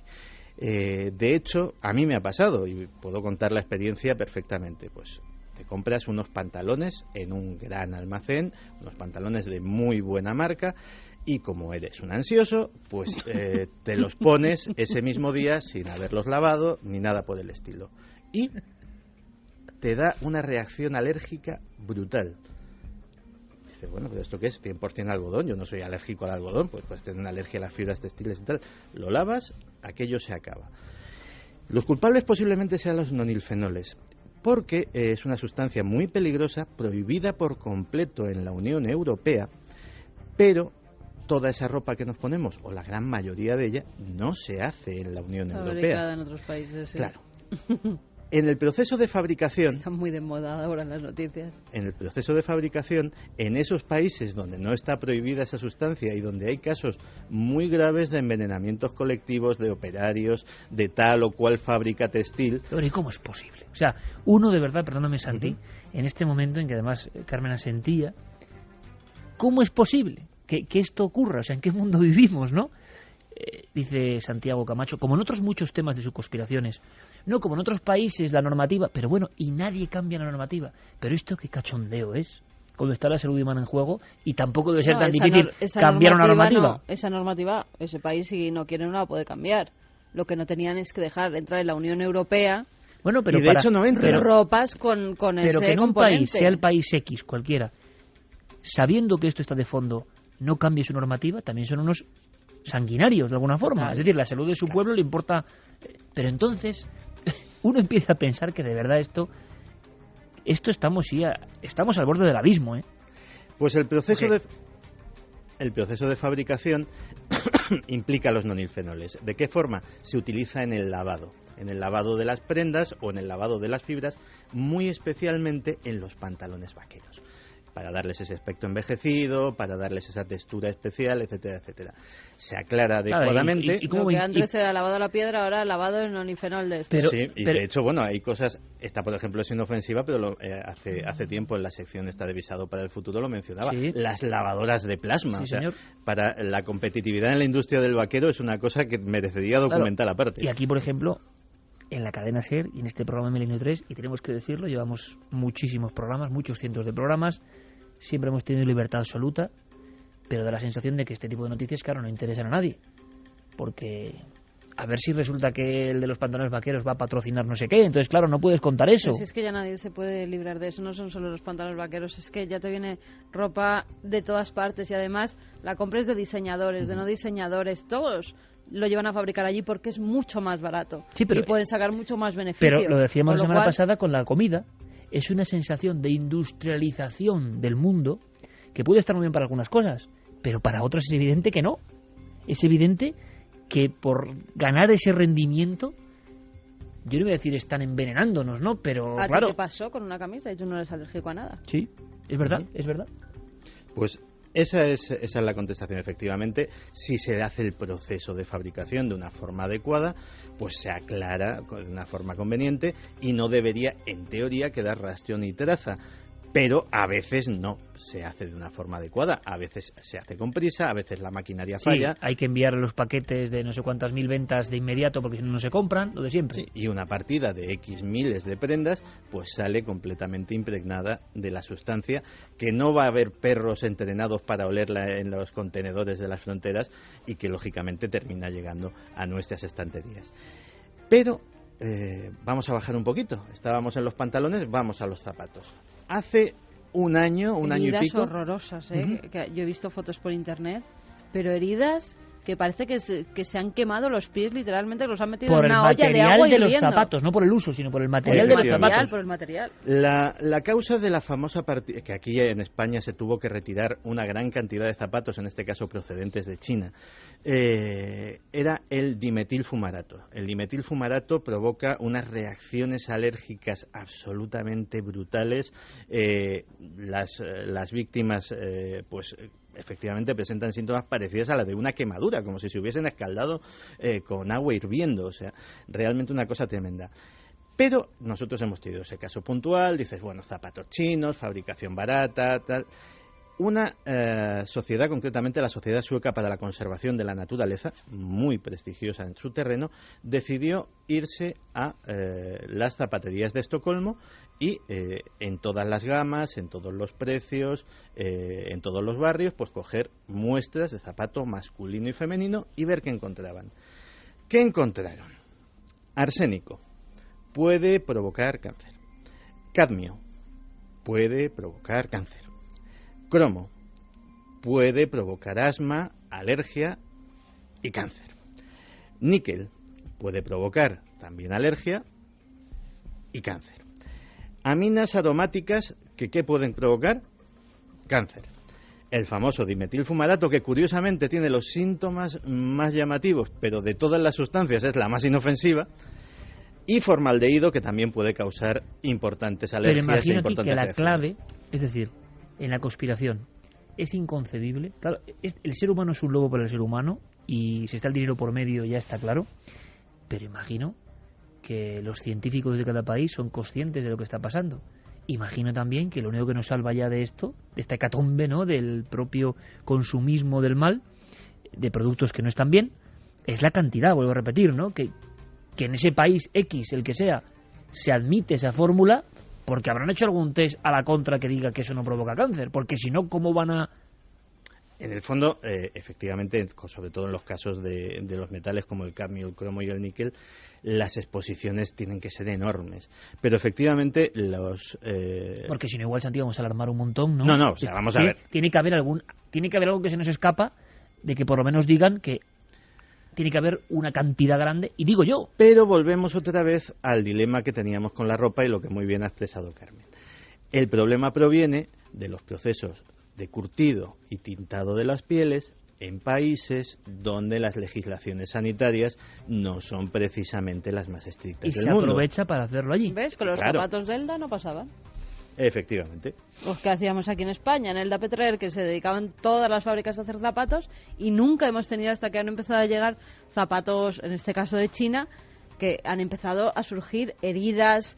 Yo he visto que tenían que ingresar incluso algunas chicas por ponerse esos zapatos, llevarlos una noche y aparecían con los pies así. Y estamos, os dais cuenta, en el mismo dilema, exactamente el mismo, de la alimentación. Hay que dar de comer a todo el mundo y es una obligación moral, pero claro, hay que dar zapatos a todo el mundo y los precios son sin competencia, pero claro, si luego te hace estas heridas y daña tu salud, ¿qué demonios de laberinto es este, no? O sea, ¿cómo se sale de esto, además? Pues que antes se tenían unos zapatos buenos y duraban todo el año, y ahora tenemos que tener 50 para cada modelito, hechos una mierda, porque es que es lo que es. Como básicamente. No, es que soy muy clara siempre. Bueno, el último disgusto de la noche nos los da una institución británica muy prestigiosa, que es la Royal Society of Chemistry, la Real Sociedad de Química Británica, que ha demostrado científicamente que 4 compuestos tóxicos comunes presentes en los pegamentos de las etiquetas adhesivas de los supermercados son capaces de traspasar el plástico de los envases y llegar hasta la comida que contienen dentro. Y recomiendan que no se le pongan etiquetitas adhesivas a las cosas. O al menos que se cambien los plásticos. Esto está muy bien, esta recomendación, después de 28 años poniendo las pegatinas encima de la fruta, encima del... Está perfecto. O sea, es decir, estamos en un mundo donde o llega el 2012 de verdad, o yo me cojo el taparrabos y me voy a la caverna y no salgo ya. Porque claro, dices, ¿dónde está el paraíso perdido? ¿Esto qué es? Los del taparrabos en la caverna también lo pasaba muy mal. Pero mal, por lo menos, bueno, tampoco identificaban el virus cuando venía, claro, y les mataba. Pero en esta sociedad la paradoja es que intentando hacer todo aséptico, limpio, moderno, estamos también con el enemigo en puertas. Y la diferencia es que se cuenta poco, no se cuenta mucho. Menos lo que está Santiago Camacho, iremos dosificando la información, Santi, porque esto es el terror. Es más, antes de conectar con Diego Marañón y con otro aspecto más lúdico, entre comillas, porque esto es tremendo, ¿qué opina nuestro público? Que, claro, lo que yo decía, esto es un misterio, una conspiración cotidiana. Estamos, y además ya no podemos salir de este círculo vicioso, es imposible. Entonces habrá que tomar alguna medida, ¿no? Contarlo es lo primero. La gente dice que ya no se puede comer ni vestir. Que ya ni lavar, por cierto. O sea, que a eso es que veamos que no está reímos por no llorar, porque a mí no me hace ninguna gracia, vamos. No, pero es que está tan dentro de nuestra vida, que es que no puedes hacer absolutamente y luego nada. pasa lo que pasa, y luego pasa lo que pasa. Mira, sobre este tipo de cosas, ahora mismo no recuerdo qué institución, leí el informe hace unos días, pero que llamaba la atención sobre el hecho de que la naturaleza humana por sí impone que la edad del periodo fértil de una mujer sea más o menos desde los 14, 15 años hasta más o menos los 40. Ahora mismo hay niñas de 9 años y no pocas que tienen su primera menstruación y señoras de 50 y muchos que tienen la última. Y eso no es natural. Como tú comentaste, también al revés en la cuestión de la fertilidad masculina en este caso. Son unas variaciones como no ha habido nunca, o por lo menos una aceleración como nunca ha habido en la historia, que se sepa, ¿no? Y está ocurriendo todo ahora, y siendo un tema tan sensible, pocos programas yo veo que hablan de esto. Es curiosísimo, ¿no? Es como una parte oculta. Claro, se ha dicho muchas veces, oiga, de este tema de la leche y no sé qué, o del producto que sea no hable, porque claro, aquí lo patrocina esta de marca. Bueno, muy bien, pero oiga, si esto ocurre, habrá que contar algo y simplemente habrá que tomar medidas, ¿no? Estamos en la hiperindustrialización del mundo y eso también tiene su lado malo, su lado oscuro, su lado que por desgracia permanece siempre en la sombra. Mira, Dixon nos dice, tal vez solo seamos alérgicos o tal vez más débiles que los seres humanos de antaño. Estaremos debilitando la raza humana que está en su apogeo o en su decadencia. Omlesa dice, yo he visto unas heridas en los pies por unas chanclas de los chinos impresionantes. Parecía como necrosis. A mí ni se me ocurre. Javier García, ¿pensáis que no hacen lo mismo con la comida? Sí, ya lo contó Santi. Ya... Francisco García dice, ¿por eso llevan esas bolsitas dentro de los zapatos para la humedad?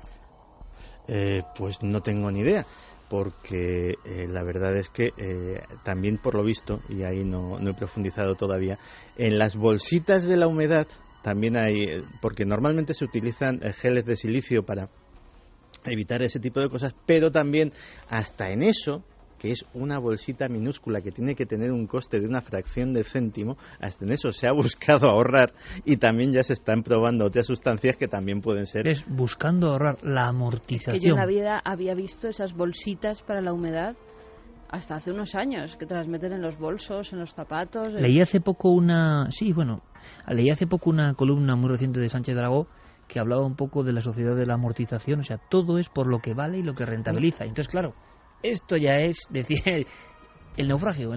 Yo espero, hombre, no quiero ser negativo, pero te enteras de cosas que dices, ¿cómo puede ser esto? Bueno, fíjate si estamos, o sea, en el fondo no puedes luchar. Una de las últimas noticias que lo comentaba el otro día precisamente con nuestro buen amigo el doctor Gaona, que era que en el agua de grifo de todas las ciudades españolas, europeas, norteamericanas, hay cantidades detectables con análisis de ansiolíticos y de antidepresivos, no porque la CIA esté buscando calmarnos, sino porque sencillamente se eliminan por la orina y las depuradoras de agua no están capacitadas para eliminar esas sustancias del agua, con lo cual vuelven otra vez al ciclo y no puedes escapar. Germán López dice, tantos cánceres tienen que tener algún origen, la gran cantidad de productos químicos que hay por todos lados, al final pasan factura. Nos decía también Elkin, los bactericidas siempre son perjudiciales en cierto grado, pero lo que sí es seguro es que las bacterias matan cada año a mucha más gente que el triclosan. Interesante también, ¿eh? Es decir, personas que dicen que, oye, que aunque esto sea malo, la bacteria es peor. Muy interesante y le agradezco la punta. El triclosan cumple una función. De lo que se trata es, sabiendo que es perjudicial en cierto grado, como muy bien dice este oyente, de empezar a investigar una alternativa. Es decir, no decir, oye, lo vamos a prohibir mañana, porque a lo mejor es necesario, pero vamos a empezar a investigar algo que cumpla la misma función y sea absolutamente inocuo. Manu San Rafael nos decía, a partir de ahora pienso lavar toda la ropa que me compre. Lo de la alergia esa me pasó a mí y no sabía de qué era. He visto a Javier Pérez Campos antes en la redacción tirando su nueva chaqueta a la basura, repentinamente, o sea, le ha dado un arrebato, sabía que Santi iba a hablar esto y su... Era un material muy extraño, además. O sea, además, tú lo has dicho, sí. Es un color claro, es muy de reportero antiguo, pero un extraño material. Una tela bizarra. Como diría Giovanni Serrador, una extraña piel. Nos dicen además, Mario... Leonardo dice, ya Alma se ha quedado sin juguetes, vaya por Dios. Desde luego, va a volver al palo. Si es que al final volvemos al neolítico, toma, hija, un palo y una piedra. Bueno, vamos a hacer una cosa. Tan contenta porque cambiamos, los niños son así. Por fortuna, los niños por son fortuna, así. Sí. Gracias, Santi. pero bueno, quédate con nosotros, por supuesto. Por supuesto. Porque además, tú sabes también, hemos hablado de cuadros malditos en alguna ocasión, y esta es la última leyenda urbana, o no, es la realidad. Rápidamente, y luego escucharemos más mensajes, porque estos temas de la salud, concretamente la salud, con toda la precaución, lo decimos, y no es que nosotros apoyemos esto, no. Simplemente Santi, lo digo como en la cara oculta, se hace eco de cosas que están ahí, que no salen en los grandes medios muchas veces, que creemos que tenemos la obligación moral de contar. Y por supuesto, cuando hay amigos que saben de la materia y nos dan apuntes como este, de la bacteria que sigue siendo más peligrosa, la enfermedad sigue siendo de momento más peligrosa que el remedio, lo agradecemos mucho porque aquí queremos aprender entre todos. 3:35, momento de Detective del Misterio en la Red, créalo o no.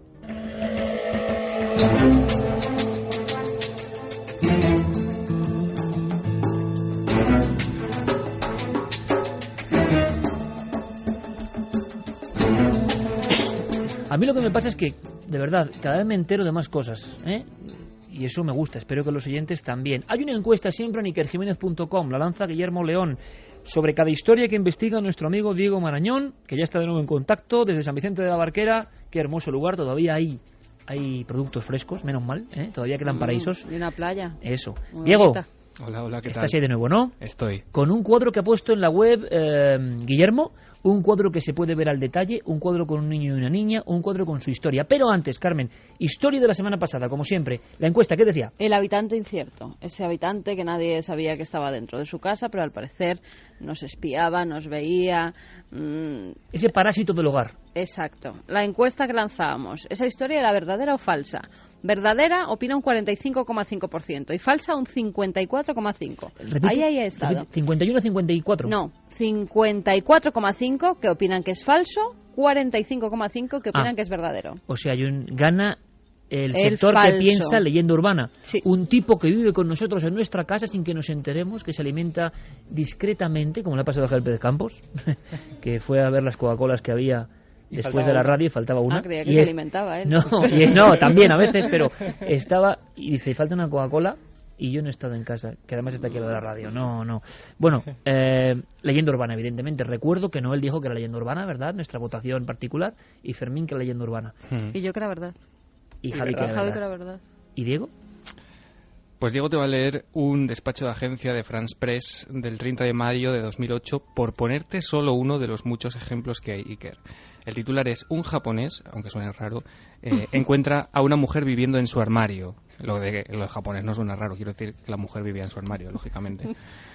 Te cuento, resulta que este hombre empieza a ver que de su frigorífico desaparecen alimentos. Javi, como tus Coca-Colas.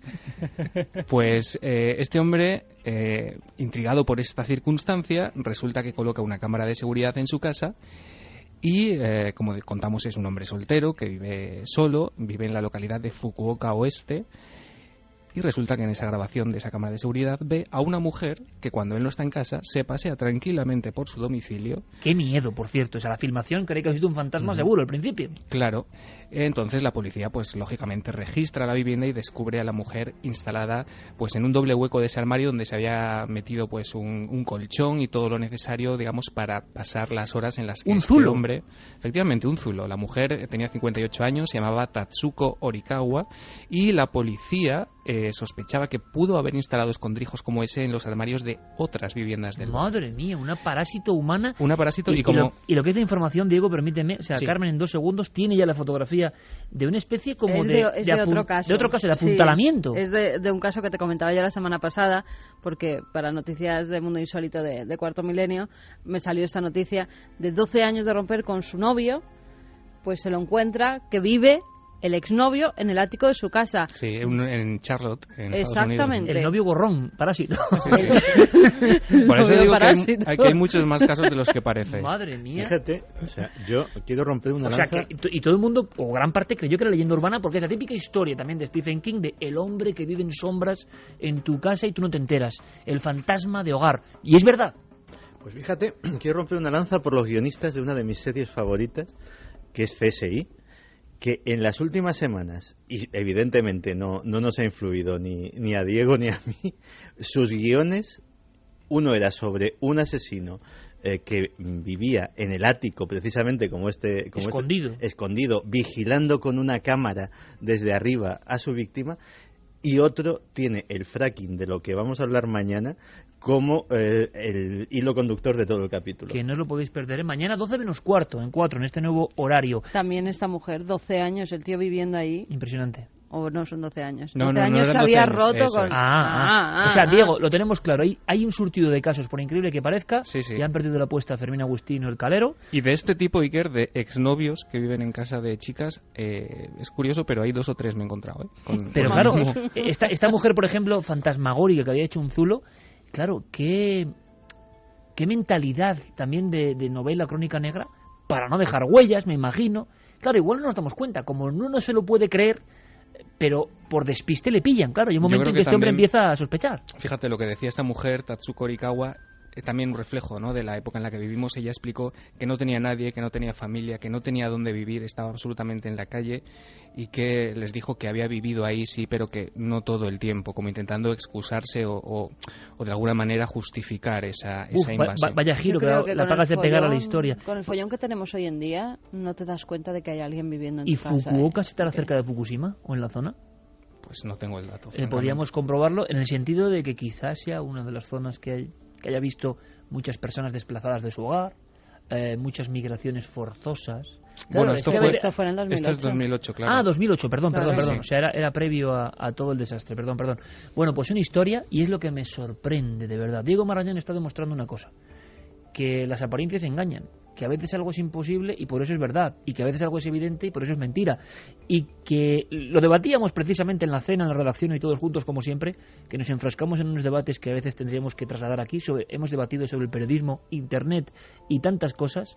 Al final la sensación es precisamente esa, ¿no?, que hay un totum revolutum increíble, que casi nadie sabe ya qué es verdad y qué es mentira, y que empieza a ser muy difícil describir las verdades y separarlas de las mentiras, y que al final todo no acaba de ser una cosa ni la otra. Bueno, la demostración de que un caso que nuestro público, que además es muy inteligente y que sabe muy bien del misterio, ha creído que era leyenda urbana. Bueno, pues en este caso, verdad, rotunda verdad. Vamos con la siguiente historia. Vamos allá. Hay que verla, ¿no? Hay que verla, está ya disponible tanto en ikerjimenez.com como en nuestras redes sociales. Hay que agradecerle el trabajo que ha hecho en tiempo récord a Guillermo León. Como siempre, Guillermo. Ha preparado una estupenda galería con el cuadro a tamaño real, casi, y luego con una serie de detalles. Hay como 8 o 9 diapositivas, ¿no?, con detalles concretos de la pintura. Lo que se ve en ese cuadro... Y que permíteme, a veces pienso que Guillermo León también tiene un visitante de estos que lo emplea para trabajar, porque no es posible que en tiempo récord haga estas cosas. O sea, hay un misterio en Guillermo León, que un día resolveremos. Él es el misterio. Sí, lo voy a convertir en protagonista de un créalo, ¿no?, a Guillermo. Sí, cierto, para mucha gente no existe. Me lo han llegado a decir. A mí también. No existe. Lo sé. Que es mentira, sí. Bueno, en fin. Y entonces Guillermo ya ha puesto el cuadro. Efectivamente, todo el mundo que quiera verlo lo tiene disponible. El cuadro se titula The Hands Resist Him, que lo podríamos traducir como Las manos lo resisten. Es un título que suena un poco raro en español, pero bueno, es así. ¿Y nos lo cuentas para todo ese público que ahora mismo está viajando por ahí, no puede ver el cuadro? ¿Nos haces la pincelada, Diego? Sí, por supuesto. Lo que vemos en el cuadro es a un niño de pie, a un niño con expresión absolutamente seria, junto a lo que parece ser una muñeca de gran tamaño. Es una muñeca, lógicamente, por su cara, que tiene como articulaciones, y por las piernas, ¿no?, que también se ve que dispone de varias partes móviles. Están situados delante de una puerta con una cristalera. Lo curioso es que en esa cristalera también se ve una serie de manos de las que no vemos sus dueños. Solamente vemos las manos que surgen de la oscuridad, que están presionando contra el cristal. El autor, que es Bill Stoneham, dice que el chico es un retrato de sí mismo cuando tenía 5 años, y la interpretación que él da, que según los expertos juega con una especie de simbolismo casi junguiano y metafísico, es que la puerta representa el límite entre el mundo de la vigilia y el de los sueños, y la muñeca sería la guía de alguna manera en esos mundos, y que las manos representan las diversas posibilidades que ese niño va a tener en su vida, como si fuera una serie de destinos. Bueno, como se ve, el simbolismo es un poco complicado. Yo creo que la gente lo que debería hacer, quien tenga la posibilidad ahora mismo, es entrar en la web. Es un cuadro tétrico realmente, ¿no? Las expresiones del niño y la máscara de la niña generan una sensación de desazón y de inquietud, ¿no? Yo creo que lo más conveniente es que la gente se deje llevar por lo que a ellos mismos les aporta, ¿no?, la visión de ese cuadro. Ahora veo que la niña tiene 2 orificios, los ojos son oscuros, no tiene Efectivamente, sí, son Sí, como es dos como cuencas. una muñeca que No le se han quitado distingue, los ojos de cristal exacto, o de plástico. exacto. Sí, que tiene lleva. dos cuencas vacías, como si fuese una especie de calavera. Exactamente. Ujú. Bueno, y hay una historia dentro de la historia de este cuadro. Sí. Hay un mensaje incluso que Carlos Cala nos va a leer a su forma. Efectivamente. Cuéntanos la prehistoria de este mensaje. ¿Qué se sabe? Bueno, pues digamos que el cuadro por primera vez se pinta en 1972, como digo, el autor es Bill Stoneham. La verdad es que por internet hay una serie de historias que no concuerdan exactamente unas con otras. Yo lo que he intentado reconstruir, y creo que es el periplo real de este cuadro, es que Stoneham vende esta pintura a una galería de Luisiana en 1973. Él, como autor, no la vuelve a ver hasta el año 2000, ahora explicaremos por qué. Pero, en fin, la pintura va pasando por distintos dueños, incluso la compra el actor John Marley, que para que la gente lo identifique es el personaje de Jack Walsh, el magnate de la industria del cine que en El Padrino se encontraba con una cabeza de caballo decapitado en su cama. Una de las escenas más célebres del cine de los últimos 40 años, ¿no? Ese hombre compra esta pintura, un año después muere. Compra la pintura y muere. Sí, un año después de adquirirla. El crítico que le aconseja comprar esa pintura muere también un año después, más o menos, de recomendarle, ¿no?, esta adquisición. Luego la adquiere un joven rico de California. Ahí hay unos años en los que se pierde la pista y luego, a comienzos del año 2000, una pareja encuentra este cuadro en una cervecería abandonada. Lo encuentra abandonado, ¿no? ¿Y qué pasa? Es ahí cuando se empieza a forjar, digamos, la leyenda y cuando empieza a convertirse prácticamente en un viral en Internet. Resulta que esta pareja decide ponerlo a la venta en un conocido portal de subastas y de compraventa. Ellos cuentan una historia que es bastante peculiar. Ellos dicen que cuelgan esta pintura en el cuadro de en la habitación de su hija pequeña y que una noche, tras colgar esta pintura ahí, la niña Lo escuchamos, Diego, ¿te parece? Sí. Escuchamos adelante. el mensaje directamente de Carlos, que es tal y como aparece. Perfecto, son unos fragmentos en los que explican parte de esta historia y luego... Perfecto. Vamos a escucharlo, Vamos para imaginar cómo se quedó la clientela que vio el cuadro, pulsó, intentó ver la historia y se encontró con un texto en el famosísimo portal de venta de objetos, en eBay, ¿no? Creo que era. Sí. Se encontró con esto. Cuando recibimos el cuadro, pensamos que se trataba de una obra de arte realmente buena.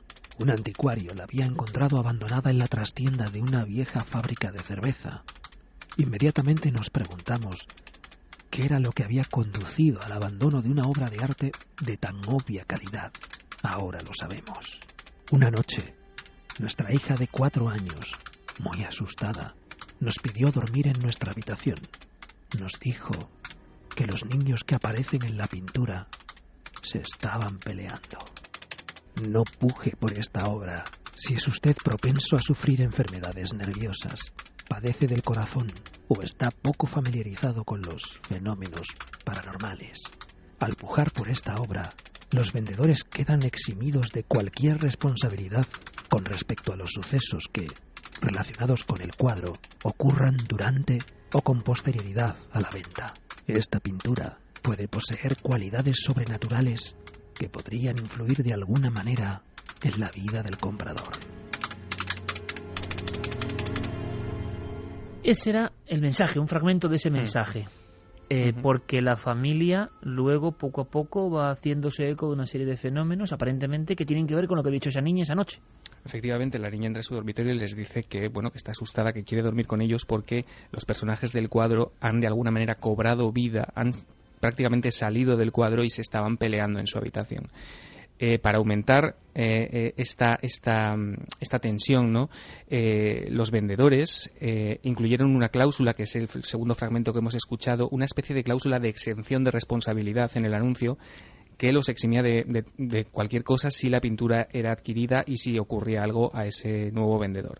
En fin, la historia, la maldición se extiende rápidamente por los usuarios de Internet.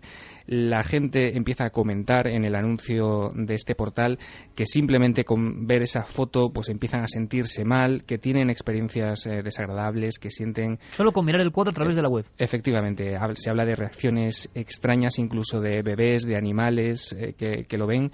Y, en fin, la cosa llega a tal punto que ese anuncio, Iker, es visto más de 30.000 veces en menos de 30 días. Es cierto, yo no sé si es parte de leyenda, ahora dejaremos clara la pregunta.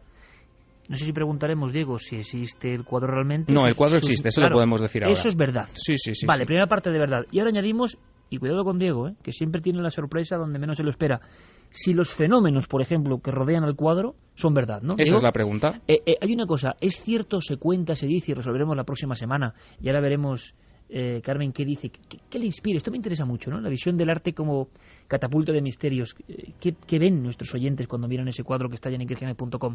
Es cierto, se cuenta, se dice, no lo sé, sácame de dudas, que una noche incluso, yo no sé si estos propietarios o alguno de los compradores puso una videocámara con visión nocturna enfocando el cuadro toda la noche. Sí, efectivamente fueron ellos, después de que esta niña manifestara pues que había sido testigo de eso que hemos contado, se decidieron a poner una especie de cámaras, de una pequeña webcam que se activaba por movimiento, y según ellos captaron digamos, variaciones en el cuadro, ¿no? Ellos afirman que se puede ver la pierna del niño pues prácticamente saliendo del cuadro, y que la expresión de la muñeca cambia radicalmente, y que incluso ese extraño objeto, que realmente tampoco se sabe qué es lo que porta en las manos, se convierte en una especie de arma, como si apuntara al niño.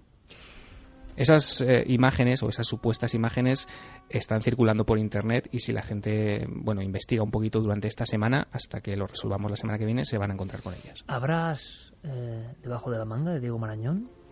¿Seguirá planteando desafíos que incluso a nosotros mismos nos confunden? Es la misión del detective de la red. Hasta dentro de 7 días, amigo, y que la gente mire el cuadro o no lo mire mucho. Un abrazo muy fuerte. Venga, un abrazo a todos.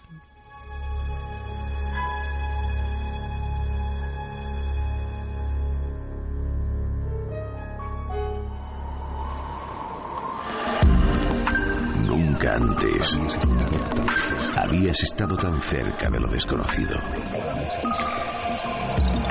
Milenio 3. Cadena SER. Ahora indagaremos e intentaremos descubrir qué pasa con este cuadro, que siniestro es un rato, siniestro es un rato. Espero que no se produzcan luego fenómenos en la casa de nuestros oyentes, que no lo queremos, pero bueno, ahí está el cuadro. ¿Qué opinan? Mira, Ángel Escola dice: a mí de pequeño me ponen ese cuadro y también me voy a la cama de mis padres. Que también, claro.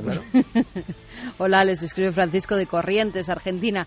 De verdad, esa pintura, observarla da mucho miedo, se la ve muy real. Saludos.